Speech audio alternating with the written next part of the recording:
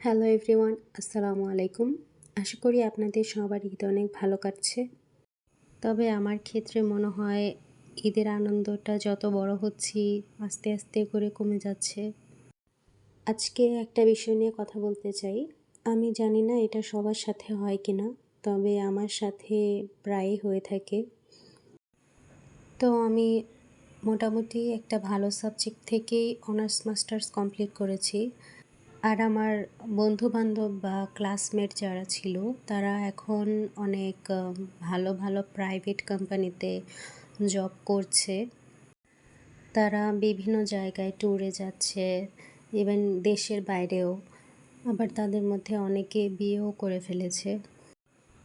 তাদেরকে দেখে আমার মনে হয় যে আমি কেন এখনও এই জিকে, বাংলা এগুলো আবার কেন পড়ছি? এখন তো আমার একটা জব করার কথা।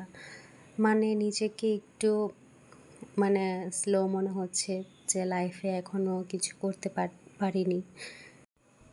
আর বিষয়টা এমন না যে আমি তাদের জন্য হ্যাপি না। আমি তাদের জন্য মন থেকে অনেক দোয়া করি।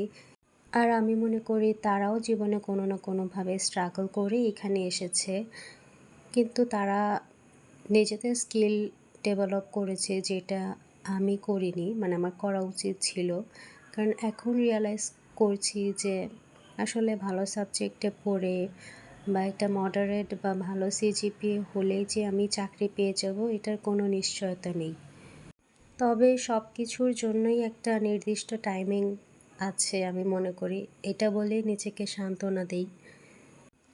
আল্লাহ তাআলা যখন মনে করবে যে এখনই ঠিক সময়, তখনই হয়তো আমার কিছু হবে।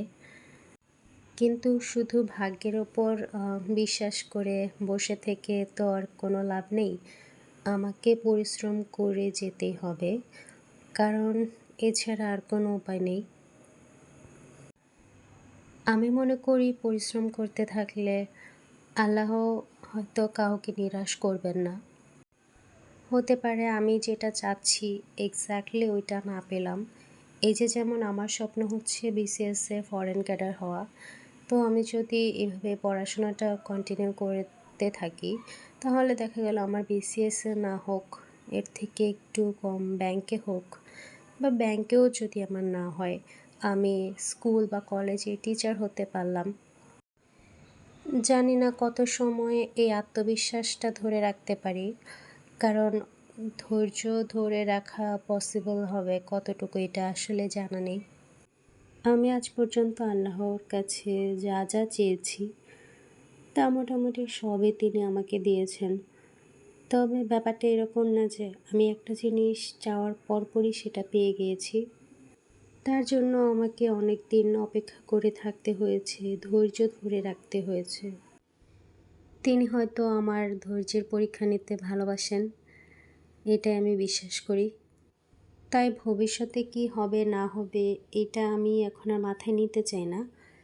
আর আমি প্রতিদিন ছোট ছোট কিছু গোল সেট করে রাখি আর ট্রাই করি যে এই গোলগুলো অ্যাচিভ করার অ্যাটলিস্ট। আমি যদি প্ল্যান করে রাখি যে আজকে 5টা সাবজেক্ট পড়ব, অথবা কোনো একটা সাবজেক্টের কোনো নির্দিষ্ট টপিক শেষ করব, আর আমি যদি সেটা কমপ্লিট করতে পারি, এই বিষয়টা আমাকে অনেক মোটিভেট করে পরের দিন আবার পড়া শুরু করার জন্য। আর আমার স্ট্র্যাটেজি ঠিক আছে কিনা এটা আমি আরও কয়েকটা পরীক্ষা দিতে দিতে হয়তো বুঝতে পারবো, কারণ আমরা তো ভুল থেকেই শিক্ষা নেই। আর যেই ভুলগুলো আমার এখন হচ্ছে, আমি যদি এগুলো পয়েন্ট আউট করতে পারি, ওই বিষয়ের উপর জোর দিতে পারি, তাহলে হয়তো ভালো কিছু হবে ইনশাল্লাহ। আমি জানি না আমি এই বিষয়টা নিয়ে কেন কথা বলছি, বাট আমার কাছে মনে হয় যে আমার মতো যারা চাকরির পরীক্ষা দেয় তারা কোনো না কোনো সময় এরকম একটা স্টেজ পার করে অথবা করছে এখন। তাই তাদের সাথে আমার এক্সপিরিয়েন্সটা শেয়ার করলাম।